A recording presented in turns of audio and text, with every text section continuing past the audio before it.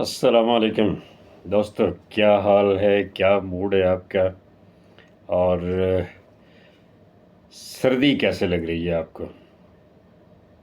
ویسے اب بعد میں تو بہت ٹھنڈا موسم ہے اور مزہ آ رہا ہے کہ دسمبر آ گیا ہے اور اپنی آب و تاب کے ساتھ. تو اتنے ٹھنڈے موسم میں جب دسمبر آتا ہے اور اس کی سردی اتنی بڑھ جاتی ہے تو شاعر حضرات جو ہیں وہ اس مہینے کو خوب انجوائے کرتے ہیں. اور پتہ نہیں کہ انہیں دسمبر میں کیا خاص نظر آتا ہے. تو میرے جتنے بھی شاعر دوست ہیں ان سے گزارش ہے کہ دسمبر میں وہ کیا خاص دیکھتے ہیں جو کہ نومبر میں نہیں ہوتا اور جنوری میں نہیں ہے، اور صرف وہ دسمبر کے ساتھ جڑا ہوا ہے.